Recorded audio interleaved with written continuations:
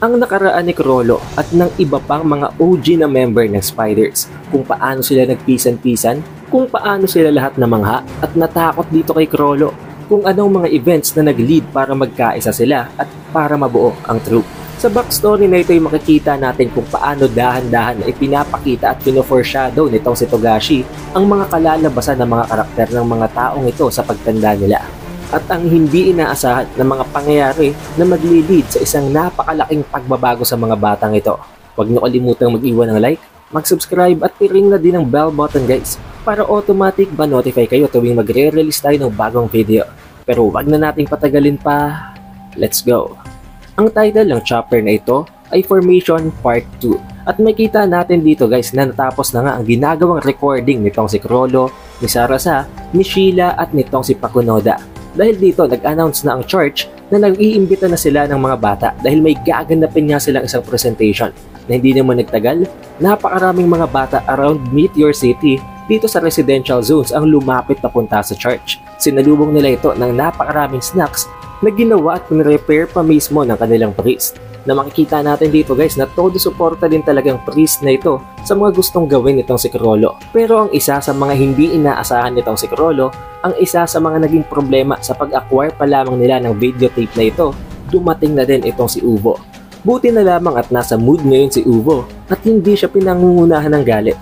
Nang dahil dito, sinabi niya kay Chrollo na nilulook forward daw niya ang ipapakitang presentation nito sa loob ng church. Hindi nagtagal, dumating na rin itong si Finks at si Phaeton habang binabati itong si Chrollo na ano na naman daw ba ang pinaggagawa nitong si Chrollo. Pero habang niloloko at tinitis niya itong si Chrollo, bigla naman siyang inofera ng pagkain itong si Sarasa na dahilan kung bakit parang medyo nainis itong si Finks habang sinasabing bakit daw ibinabara at binabalandra nitong si Sarasa ang snacks na ito sa mukha niya. Pero ang naging sagot ni Sarasa, ito daw ang turn at ito ang schedule nitong si Finks para gampanan ang kanyang duty as a food server. Na para bang sinasabit inuutusan ni Sarasa itong si Finks na kailangan din niyang umambag, na kailangan magkaroon siya ng part sa gagawin nilang presentation na ito. Hindi sana susunod itong si Finks guys. However, nakita niya ang priest habang nakatingin din sa kanya kaya hindi na siya nakatanggi at tinanggap niya na ang duty, ang shift na ibinigay sa kanya ni Sarasa. Nang dahil dito, makita natin guys na sa pamamagitan ng pagiging napaka-soft nitong si Sarasa ay nagagawa niya ng paraan maging ang mga matitigas na ulo na tulad ni Finks. Nang dahil dito para makabawas na din sa problema nitong si Chrollo at para makapag-focus na siya sa gagawin nilang presentation ay sinabi ni Sarasa na siya na daw ang mag-handle. Siya na ang gagawa ng paraan para maging maayos ang behavior hindi lamang nitong si Finks at ni Phaeton kung hindi maging nitong si Uvo. Ang dahilan kung bakit sinabi naman itong si Sheila na yun daw palang dahilan kung bakit tinatawag nilang lahat itong si Chrollo na Lil Bro. Dahil kahit isa siya sa mga panganay, palagi siyang tinutulungan at palagi niyang inaasahan ng kanyang mga kasamahan. Na dahilan din kung bakit biglang sumingit naman itong si Pakunoda habang sinasabing okay lang yun. Walang problema sa pagiging gano'n ni Chrollo at gustong gusto pa daw niya ang part ng pagkatao na ni Chrollo na dahilan kung bakit na-comfort si Chrollo at hindi niya tinatanggap ang mga statements na yon as offensing, kundi para bang mga opinion lamang ng kanyang kaibigan. Pero hindi naman nagtagal, nakapasok na nga ang mga bata sa loob ng gaganapin na cinema at pinrepair na ng priest, ni Chrollo, ni Sarasa at ni Pakunoda ang film na isasalang nila para maipakita na ito at maipresent sa lahat ng mga batang gustong manood. At hindi nagtagal, nagsimula na nga ang show. Ito ay ang Cleanup Rangers at tuwang-tuwa ang mga bata. Pero pinagtataka nila, bakit daw naiintindihan nila ang video? Dahil karamihan nga sa mga film, sa lahat ng mga nahahanap nilang mga bagay sa labas, sa basurahan, nanggaling ito sa ibang bansa, sa ibang country. It's just that tinuturing talagang basurahan ng Meteor City, kaya naman kahit mga foreign objects ay nakakarating sa kanila. Pero pinagtataka talaga nila, bakit naiintindihan nila to? Nai-air daw ba ito sa television sa loob ng Meteor City? Hindi daw, hindi nangyari not even once, kaya nagtataka talaga sila. Hanggang sa dumating sa punto na may iilan sa nakakakilala dito kay Pakunoda at dito kay Chrollo. Kaya naman naisip agad nitong si Shalnark at nitong si Franklin na yun daw palang inaasikaso at ang inaatupag ni Chrollo. Kaya napakatagal niyang hindi sa kanila nakikipaglaro. Yun daw palang ginagawa niya, ang magawa ng voiceover, ang magawa ng dub para sa gagawin nilang presentation na ito. Na hindi naman nakakapagtaka guys, dahil nakita naman natin sa previous chapter nang palaging kasama talaga nitong si Chrollo at ang palagi niyang kalaro ay itong si Franklin at itong si Shalnark. Maging sa mga comedy scenes, Patok na patok talaga ito sa mga bata. Tuwang-tuwa silang lahat at nag-e-enjoy talaga sila. Hindi na dito exception maging itong si Uvo, si Machi, si Phaeton at maging itong si Finks. Tuwang-tuwa din dito ang lahat ng mga crew, ang lahat ng mga miyembro ng grupo nitong si Chrollo na nag-voice over. Habang sinasabi na napaka-perfect, napakaganda daw ng ginawa nilang performance at talagang ibinuhos daw nila ang lahat ng kanilang effort para lamang maging successful ang presentation. However, dumating sa punto na kung saan nasa climax ng kwento, biglang para bang nagtitigil-tigil na ang video hanggang sa completely tumigil na ang ginagawa nilang presentation. Dito ay agad na pumunta itong sila Chrollo papunta sa priest para i-confirm kung anong problema, kung masusolusyonan ba ito. Pero ayon sa priest, nagkabulbol na daw ang mixtape or ang sound tape na ginawa nila ng kanilang voiceover. Pwede itong gawa ng solusyon. Kailangan itong gupitin. However, kung gagawin nila yon, magte-take ito ng napakahabang oras at hindi naman pwedeng pag-antayin nila ng ganon katagal ang mga bata. Nang dahil dito, nagsimula lang ma-disappoint ang mga bata habang sinasabing ganito naman daw talaga. Ganito palagi ang nangyayari dahil wala naman silang dapat i-expect na maganda sa Meteor City.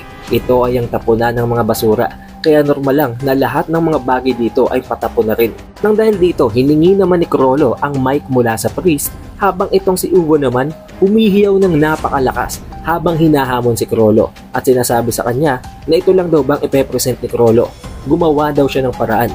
Tapusin daw ni Chrollo ang kanyang presentation no matter what. At hindi nagtagal, lumabas naman itong si Chrollo sa stadium habang nagsasalita. Subalit there is a twist guys. Nagsasalita siya sa boses ng mga karakter sa pinapakita nilang presentation at hindi lamang isa kung hindi ng dalawang karakter, ang boses ni Yellow Cleaner at ang boses ni Blue Cleaner. Dahil dito makikita din natin na maging ang mga reaksyon, ang gestures at maging ang way of delivery nitong si Chrollo ng pagsasalita niya ay nag-iiba din. Gulat na gulat dito itong si Uvo dahil hindi niya alam na may ganitong klaseng talent pala itong si Chrollo at dahil dito nagbalik nga sa sigla ang lahat ng mga bata. Kaya sinabi naman nitong si Chrollo na within a count of 3, sisimulan at ibabalik ulit nila ang ginagawang presentation. Agad na nagsigawan at na-excite ang lahat ng mga bata sa stadium. Dahil dito, bumilang sila ng 3. Mula 3, 2, 1 at nagbalik na nga muli ang naputol na scene sa pinapanood nila. But knowing na hindi nga nagkakaigi ang sound tape na record nila dahil kahit naputulin daw yun ang priest nila, matatagalan yun. Kaya mano-mano sila ngayong nagvo-voice over. Hindi ito recorded, live nila itong ginagawa. Na dahilan kung bakit gulat na gulat ang mga bata dahil hindi nila ine-expect na ang nagvo-voice over pala sa lahat ng mga pinapanood nilang karakter ay mga kaedad nilang bata lang din. Syempre para sa edad nilang ito, this is quite the talent na guys. Kaya bilib na bilib talaga ang mga bata sa pinapanood nilang kapwa bata nila. However, dumating na sa scene na kung saan kailangan ng magsalita ng main villain ng monster sa kwento. And of course, it is in a foreign language guys. Kaya kailangang meron talagang mag-voice over dito. At wala naman silang ibang kasamang lalaki kung hindi itong si Chrollo. Kaya si Chrollo na din ang nag-voice over dito. Subalit napaka-synchronized. Napaka-perfect ng ginagawang pag-voice over ni Chrollo to the point na talagang nagre-resonate at nararamdaman ng lahat ng nanunood ng mga bata na para bang isa siyang literal na villain. Na para bang siya talaga ang monster sa pinapanood nila. Dahil dito nangilabot hindi lamang ang mga normal na bata kung hindi maging mga kalaunan ay naging miyembro ng Phantom Troop. Itong si Uvo, kinilabutan ng napakatindi. Maging si Shalnart, si Franklin, si Finks, si Phaeton at maging si Machi. At ang naiiba lamang dito guys ay itong si Nobunaga na para bang natuwa pa siya at na-excite sa ginagawang performance ni Chrollo. Pinagpatuloy pa ni Chrollo ang pag-voice over, ang pag-voice acting sa monster na ito to the point na para bang sa tindi ng resonating na ginagawa niya sa pagboboses dito ay para bang nagkakaroon na siya ng sariling aura na parang siya na mismo ang villain sa kwento. Sobrang na-absorb siya ng ginagawa niyang performance na dahilan kung bakit kinikilabutan na talaga ang mga bata. However, within a single transition ng paglipat ni Chrollo sa isa pang karakter sa isa pa sa mga cleaning rangers, biglang nagbago talaga instantly ang kanyang pagkatao na para bang bigla siyang naging soft, na para bang biglang naging mabuti ang boses niya. At ang mas nakakabilib pa dito guys, matapos ngang magsamon ng napakaraming mga underlings ng monster sa pinapanood nila, nagkaroon ng conversation sa gitna ng lahat ng mga karakter na ito all in one scene na dahilan kung bakit napakatindi ng ginagawang transitions nitong si Chrollo. Sa pagsasalita niya, sumisingit lamang ng napakaliit na dialogue ang iba pang kasama niya na si Pakunoda, si Sheila at itong si Sarasa. Sa gitna ng mga intervals na yon, iba-ibang mga karakter ang bino-voice over nitong si Chrollo. Napakatinding talent guys. Nang dahil dito, mas lalo pang nabilib ang mga bata sa kanya. Hanggang sa dumating na nga sa punto na natapos na ang performance nila, natapos na ang pinapanood na movie ng mga bata. After ng performance na yon, tuwang-tuwa at proud na proud talaga sa kanya ang priest dahil napaka-talented talaga ni Chrollo. Isa talaga itong literal na genius. Subalit, matapos din ang performance na yon, nag-aantay na sa kanya ang kinuhaan, ang ninakawan nila ng tape na yon. Walang iba kung hindi itong si Uvo at si Machi. Na dahilan kung bakit dito'y tinanggap na ni Chrollo na may kasalanan siya na responsibilidad niya na ibalik ang tape na yon dito kila Uvo. Subalit na unang maglakad itong si Sarasa at bago pa man lamang bumuka ang bibig ni Uvo, bago pa ito makapagsalita ay inimitate na ni Sarasa ang boses ni Uvo habang sinasabihan itong si Chrollo na isang bastard, isang napaka nakakainis na tao daw itong si Chrollo. However, nagbago daw ang tingin nito sa kanya dahil kahit papano may talent daw talaga ito. Habang sinasabi ni Sarasa na hindi na daw kailangan pang magsalita nitong si Uvo dahil binoise over na daw ni Sarasa ang nasa isip niya habang nakangiti at habang nagpapakita ng isang napaka-genuine na smile. Nang dahil dito, medyo na-embarrass, medyo nahiya itong si Uvo pero hindi na siya napangibabawal pa ng galit habang nagtatawanan ang iba pang mga bata na kalaunan nga ay naging miyembro ng Spiders. Dahil din dito, nagkaroon ng napakalaking pagbabago kay Uvo.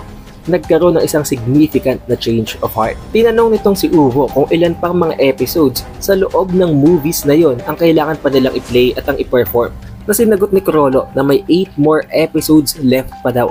May 8 episodes pa na kailangan nilang ipalabas at ipakita sa mga bata. Kaya naman dito ay nagkusa na nag-volunteer itong si Uvo na from here on out daw, sa susunod pang mga episodes, siya na daw ang magpe-play. Siya na ang magpo-voice over sa monster para kahit papano makatulong siya kay Chrollo at para mabawasan ang burden nito sa ginagawa nilang performance. Napakatindi ng naging epekto ng ginawa nilang performance kay Uvo to the point na na-inspire talaga siya. At hindi lang yon, ang lahat ng iba pang mga bata tulad na lamang ni Nobunaga at ng iba pa, ni Finks, ni Phaeton at ng iba pa ay lahat nag-volunteer para hindi na mahirapan si Chrollo, para isa-isa na lamang sila ng mga ibo-voice over na karakter. Nang dahil dito, natapos na ang gusot at ang galit nitong si Chrollo at nitong si Uvo sa isa't isa at nagkasundo sila. Dito nagsimula ang pagkakaibigan sa gitna ng mga batang ito. Dito na din sila nagsimula ng training ng kanilang presentation sa pinakaunang sumunod na episode na mas lalo pang nagpatibay ng kanilang pundasyon bilang mga magkakaibigan. Nagpatuloy ito ng nagpatuloy hanggang sa dumating sa punto na may 3 episodes na lang natitira. Konti na lang at malapit na nilang matapos ang kanilang ginagawang voiceovers. Kinukumbense pa nila dito guys itong si Machi na mag-perform ng role or ng character ng isang princess. Pero kahit na maliit mo si Machi, matigas na talaga ang ulo nito. Hindi siya pumapayag. Pero nang dahil na nga sa ayaw talaga nitong si Machi at kailangan nilang makahanap ng isa pang individual na mag-voice over sa iba pang mga karakter, dito nila naisipan na mag-outsource. Na kumuha ng iba pang mga voice actor sa labas ng kanilang grupo, sa labas ng kanilang magkakaibigan na to. Kaya naman at this point, kinailangan na nilang magkaroon ng pangalan. Dito sila nagkaroon ng napakatinding brainstorming kung anong itatawag nila sa kanilang grupo, na kung saan na isuggest naman ni Nobunaga na kung ipagpapatuloy nila ang performance na ito, at some point malilibot nila ang mundo sa pamamagitan ng ginagawa nilang voiceovers. Kaya naisip nila ang pangalan na Troupe. Pero hindi pa yun kumpleto. Meron pa daw isang dapat na word, isang dapat na term na ilalagay nila sa unahan ng Troupe at hindi pa nila dito guys naiisip ang pangalan na Phantom Troupe. It is just Troupe as of this moment. Pero ang problema dito guys, hindi pa nila alam kung nasaan ang 3 natitirang clips na yon. Hindi pa nila hinahanap tulad na lamang ng ginawa nilang paghahanap sa unang clip at sa iba pang mga episode. Kaya kailangan pa nilang halukayin ang lahat ng bundok ng mga basura para hanapin at para maipresent yon, para makompleto ang kwento ng kanilang presentation. Pero ayon naman dito guys kay Nobunaga, since napaka-hooked na daw ng lahat ng nanunood na bata at hindi lang naman sila nakatutok sa screen, pinapanood na din nila ang mga ginagawang performance ng mga nagvo-voice over. Pwedeng hindi na nila kailangang hanapin ang mga film. Pwedeng ito nang si Chrollo mismo ang gumawa ng mga script at sila na lang ang gagawa ng play. In that way, hindi na sila mahihirapan na hanapin pa ang iba pang mga films sa bundok ng mga basura. However, ayon kay Crollo, mas ma-enjoy at mas mamamaximize daw talaga ang magiging enjoyment ng mga bata kung may makikita silang presentation sa screen. At magiging maganda talaga yon kung ikukumpara sa mga voice-overs lamang nila. Pero dahil na nga sa nagiging mahigpit at mahirap na din ang sitwasyon, iisipin at co-consider daw niya ang suggestion nitong si Nobunaga. Pero dahil na nga sa wala silang sapat na oras sa araw na ito para hanapin ang ibang film at para i-present yon sa mga bata, isinuggest naman itong si Uvo na bakit daw hindi na lang sila gumawa ng isang palaro. Isang palaro na kung saan huhulaan ng mga bata kung saan nila ikakandak ang susunod na episode. Pero dito ay napapansin na nitong si Crollo na talagang nag-e-enjoy. Talagang napaka-passionate na nitong si Uvo sa ginagawa nilang presentations. Kaya tinanong niya ito, ano daw ang goal ni Uvo? Ano ang gusto niyang gawin in the future? Na sinagot ni Uvo na ang pangarap niya na ngayon ay ang makapag-perform all around the world sa pagtutour nilang lahat. At sa pamamaraang yon, makikilala siya as the best villain in the whole world. Now kung titingnan natin ng mas malalim ang panel na to guys, nagawa yun ni Uvo, subalit hindi sa paraan na gusto niya nung bata pa siya. Naging nga siyang napakatinding villain, pero literal na villain at hindi lamang sa isang play performance. Pero biglang napansin ni Crollo na nawawala na si Sarasa. Na sinagot naman itong si Pinks na umalis daw si Sarasa para itapon ang basura nila dahil siya ang nasa schedule ngayon. Nag-aalala naman itong si Crollo dahil mag-isa lang itong si Sarasa para magtapon ng basura. Pero sinagot naman siya ni Shalnark na hindi naman daw kailangang mag-alala ni Crollo dahil malapit lang naman daw ang basurahan. Hindi naman kailangang lumayo ni Sarasa. However, ang katotohanan pala guys, ang ginawa ni Sarasa ay lumabas pala talaga siya ng kanilang residence, ng residential zone. Pumunta siya sa lugar kung saan nakatambak ang mga basura para hanapin ang natitira pang ibang mga episodes para hindi na mahirapan ang iba pa sa paghanap nun. Dahil sa natitirang 3 episodes daw, kakaunti ng dialogue na sasabihin itong si Sarasa at nakabisado niya na ang lahat ng yon dahil na nga sa palagi niyang binabasa ang mga script na ginagawa ni Crollo.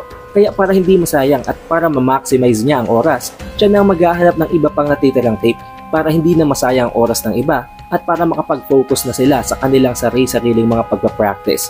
However, dito na magsisimula ang gusot na hindi inaasahan ng mga batang to. Malapit pala sa lokasyon na kung saan ay hahanapin itong si Sarasa ang natitira pang mga episode. Nandoon pala naghahanap ng iba pang mga bata, ang mga kriminal, ang mga miyembro ng mafia na nag-a-abduct ng mga bata at ibinebenta ito para ibayad sa gobyerno. Ayon sa nagsisilbing leader ng mga kidnapper na ito, kailangan na lamang nila ng isa pang bata at ma-reach na nila ang kota. Mababayaran na nila ang kailangan nilang bayaran sa government na nangangahulugan na kapag na-meet nila si Sarasa ang magiging final victim nila. However, this is where the chapter ends at kailangan na nating antayin ang susunod na chapter, ang susunod na video. Pero konting spoiler guys, doon magsisimula ang pagbabago sa isip nila Crollo at ng iba pang mga batang ito na magdudulot ng dahilan kung bakit nabuo ang Phantom Troop, ang simula ng formation ng Spiders. Para ma-notify kayo pag release natin ang video na yon, siguraduhin nyo nang nakalike, nakasubscribe at na-ring nyo na ang bell button guys para lumabas na lang yan sa notification bar nyo. Also, we have an official Facebook page, kaya i-like at i-follow nyo na ang page na yon para hindi kayo mahuhuli sa bawat announcement natin tungkol sa Hunter x Hunter at sa ating channel. Shoutout nga rin pala guys sa napaka-solid na mga supporters na ito from the previous video. Maraming salamat. It is The Updated Weeb and I will see you guys on the next one.